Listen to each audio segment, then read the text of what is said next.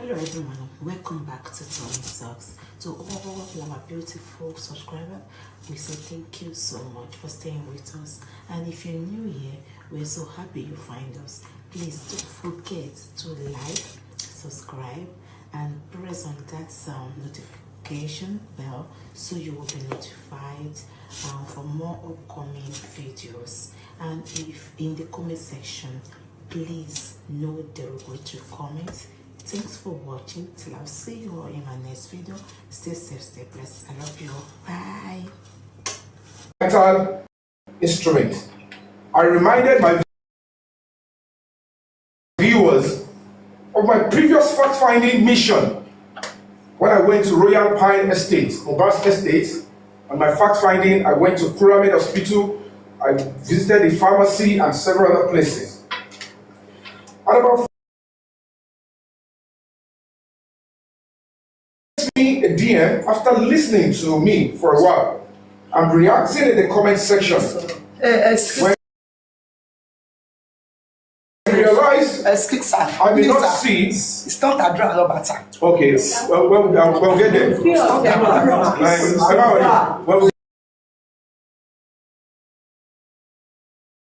Let me finish my speech. Mama, everybody has speech.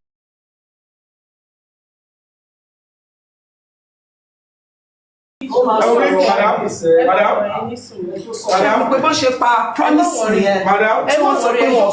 No, everybody. You have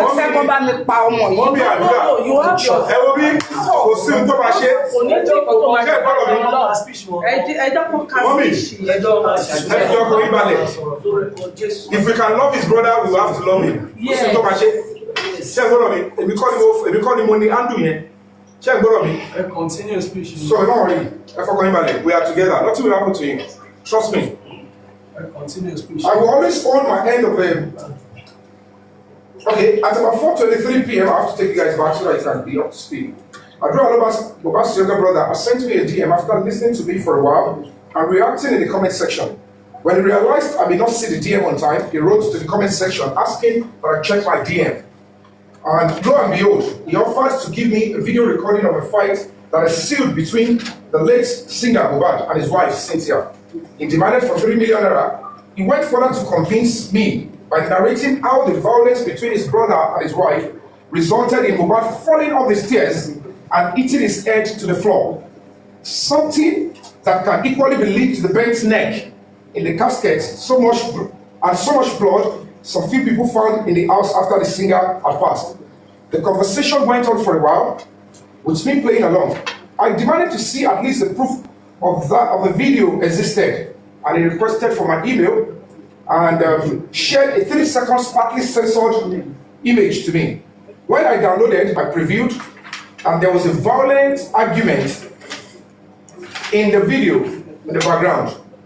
I probed further for longer and uncensored images, and the negotiation got stuck at that point.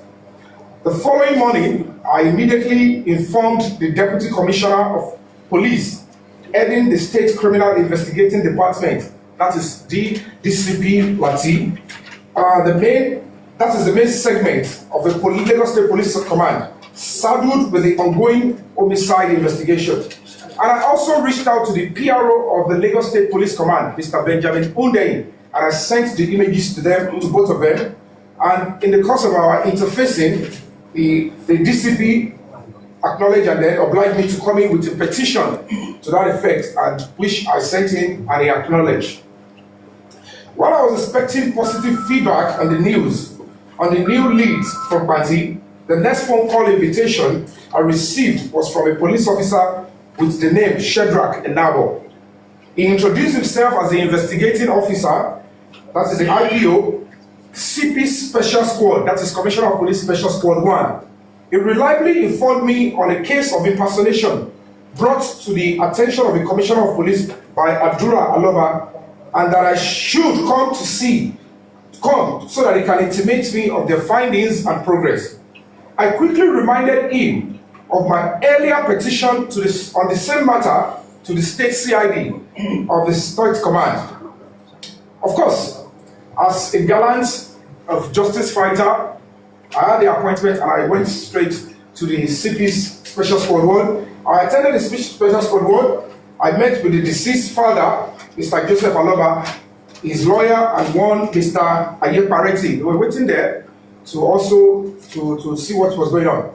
The officer in charge briefed me and shared some detailed efforts. I commended them for their proactive approach and prompt public service delivery. I only noticed from his response and remarks that the case was not harmonized because it's the same state police command and it is the same command that is dealing with Mohbad's case. So I was expecting that the case would have been harmonized. And when I didn't see that, I said, okay, fine, no problem. I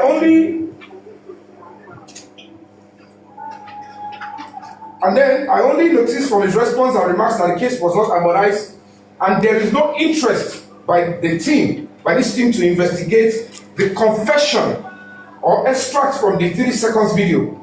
At that point, they made me understand that their investigation detected it was not Adura Aloba that was chatting with me and made those confessions, but one Habib Damola Ainde, another close associate of the late Mohbad, who was equally present in the house when Mohbad died, and he even joined them in taking Mohbad to the hospital, that is Kuramed Hospital and Perez. Okay, I said, okay, that's fine. That's a new angle. I requested to see the alleged impersonator, that is that Damola Ainde, for clarity, and it was brought up from his cell. I asked him if he was the one shutting me up, and he answered yes. I asked him of the video, if the video was from the fight in Mohbad's house. He said yes, that it was a fight between Yomi and another member of Mohbad's crew. I said, really? And then I probed him further on how he had access to Adura's phone, and particularly his TikTok account. And at this point, the police interjected. They spoke for the Damola, and then the police answered for him. They said Adura sold his iPhone to the Damola in November, but Adura forgot to log out of his TikTok account. And that was how Damola had the opportunity to access his TikTok and shut me up. I said, oh, beautiful. And I told Damola to his face. That, you know what, young man, I do not believe you. I said it to him in front of the police, and in front of Damola, I said, I do not believe your story, and I will never believe it. It's not correlated. And I said to him immediately, I said, okay, I asked the officer in charge, this Damola, does he have access to a lawyer? And he replied, no, but that they have given him a form to fill so that he can have access to Office of a Public Defender.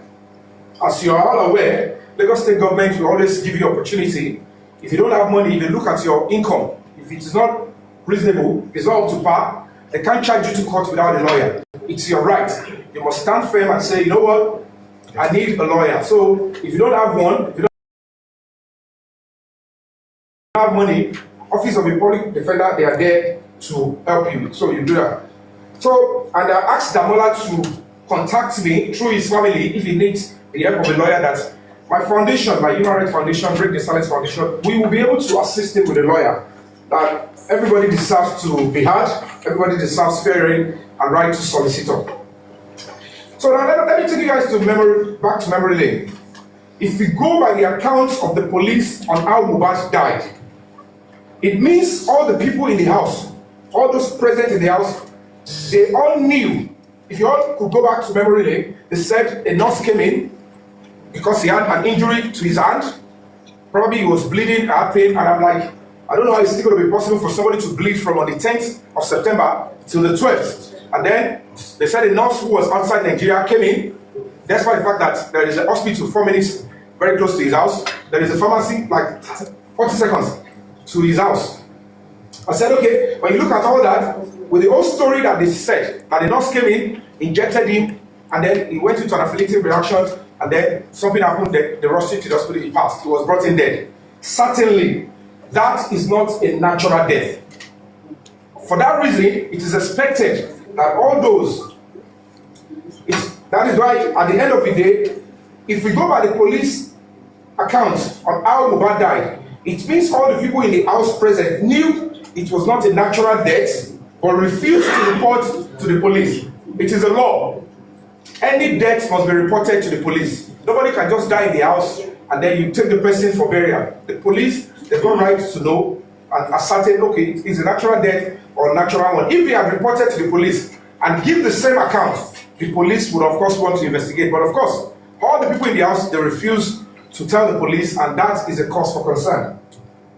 And then it was when the public noticed Mohbad's bent neck, it was at the point of interment. That was when the public demanded discreet investigation, as we all suspected foul play. At the end of the day, it is pointing to a murder that occurred within these 16 people or thereabouts, and it was a joint decision to cover it up and sweep it under the carpet by members of the family and a few police officers. Some persons have been bragging online since that nothing can be done, and we are seeing traces that nothing can be done. So the question is this: is there truly some powerful people bigger than the constitution of the land that want to coerce the Nigerian police to sweep such a blatant and heinous crime as murder under the carpet, despite the series of overwhelming evidence available? Something is fishy. And then some of this evidence came to light naturally, like the message I received, like a short video. I don't know Mohbad's house, I've not been to his house. I don't control Adura's handle. So whoever controlled it, it's a natural occurrence. And that is where the police will have to understand that this is the path that they must follow. And then, when you look at all this evidence that came to light, but now they're looking like they are deliberately trying to ignore, this issue and this particular lead. And that is why they want to probably give the killer of Mohbad the leeway to walk free. And we, as a society, we're not going to be accepting that. It's our duty, it's our civic social responsibility to stand firm and care for the next person. It's our duty. So the question is, will injustice continue to have a price in Nigeria? The question is, why do you give birth to children when you know what you are going through now? The burden of injustice, burden of corruption, children unsafe. You are not doing anything to make it better, to alleviate it, and you're giving birth to children. You're going to be lifting the same thing to your children after you're gone. And that is why you ask yourself, who is trying to perpetually soil the integrity of the Nigerian police in dirty mud? Whose conscience has been bought? These are priceless questions. And of course, to what benefit would covering such a high-profile murder case have on the country the safety of lives and justice system? What will Nigeria suffer? What will happen to Nigeria if they try to say, okay, it's quite appalling. And quite sadly, that the following key persons, Cynthia Umi Aloba, Damola Inde Abib, Adura Aloba, Darosha, that is Mohbad's uncle, who by law and standard policing should be key suspects in this homicide case, were never treated as one.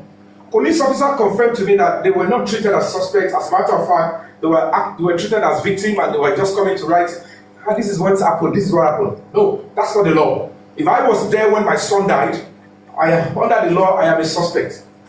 Especially when there are serious circumstances that is making it looking like something has happened. My child has got right to life. So I am, if it's my wife, if it's the mother of a child, it is the law. But unfortunately, that didn't happen, and we don't know why that is. No pre-arrest, they were shielded by God knows who. But as God would have it, the voluntary confessional statement via TikTok came from the same camp. There is definitely the hand of God and the grace in Mohbad's case. And these signs are there. We cannot assume a 26 years old, a young boy, we cannot assume him when he is meant to be having eternal rest for want of trying to bring light to what took his life. The Millions of Nigerians cannot be so wrong to know that something is fishy. We all know something happened to him before he died. And if we as a society assume such a person, how can we as a society, out of sheer